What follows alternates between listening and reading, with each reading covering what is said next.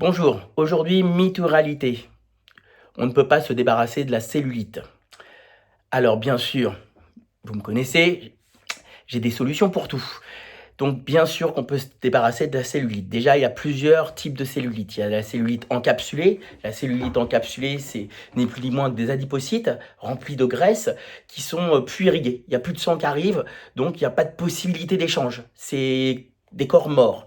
Donc là, on va pouvoir enlever cette cellulite encapsulée en massant, en cassant en fait ces adipocytes de façon à drainer, à nouveau faire circuler le sang. Et le sang, bah, c'est un vecteur, hein, le vecteur des échanges. C'est-à-dire que si le sang à nouveau circule dans ces zones-là, la graisse pourra être utilisée comme substrat énergétique.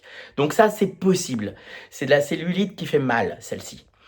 Ensuite, la cellulite qui n'est pas encapsulée, l'espèce de rétention hydrique qu'on a dans le bas du corps. Hein, c'est ni plus ni moins que de la lymphe qui s'accumule par la gravité, hein, dans le bas du corps. Ça, la lymphe, hein, c'est 8 litres de liquide, qui circule dans le corps. C'est un liquide poubelle. Il y a tous les déchets. Et on a des ganglions lymphatiques comme des petits péages à tout un tas d'endroits qui vont balancer des défenses immunitaires pour attaquer les bactéries qui se trouvent dans le corps. Voilà, donc c'est un réseau d'égouts, si vous voulez.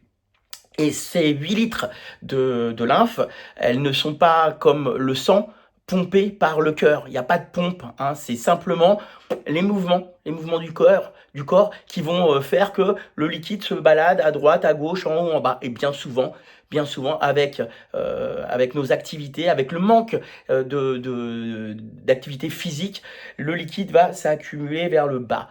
D'où l'impression de jambes lourdes, d'où les jambes poteaux, les gros genoux et la cellulite. Donc, on va pouvoir agir sur cette lymphe de plusieurs façons. On va pouvoir simplement, en s'activant, pomper, c'est-à-dire que le muscle se contractant va pousser la lymphe vers l'eau et on va pouvoir rectifier un petit peu le tir gravitaire. Ça, c'est une possibilité. Vous pouvez aussi, bien sûr, porter des bas de contention. Vous pouvez aussi, bien sûr, surélever un petit peu le lit avec un oreiller sous le matelas de façon à avoir un meilleur retour lymphatique vers le buste. Hein. Ça, c'est des possibilités. Vous pouvez aussi agir de façon un petit peu plus physique. Vous prenez des bains avec du gros sel. Il y a un état de fait, l'eau va être attirée vers l'endroit le plus salin, l'endroit le plus salé.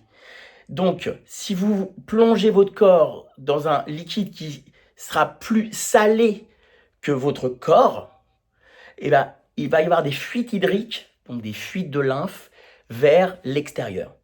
Donc ça, c'est une petite astuce qu'on peut mettre en place. Ce qui est le top, hein, c'est les bains de mer.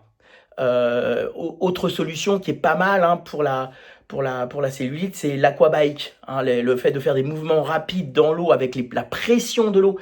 La pression de l'eau, c'est quelque chose de supérieur à la pression atmosphérique. Donc forcément, il y aura un pompage vers l'extérieur, vers le haut. Voilà, donc les petites astuces pour combattre la cellulite, déjà savoir de quelle cellulite il s'agit, et puis après agir agir en fonction d'eux, et puis ne pas se décourager. Et c'est vraiment, je sais que c'est compliqué, c'est une lutte de tous les jours, et puis même avec un peu de cellulite, vous êtes quand même joli. Bonne journée.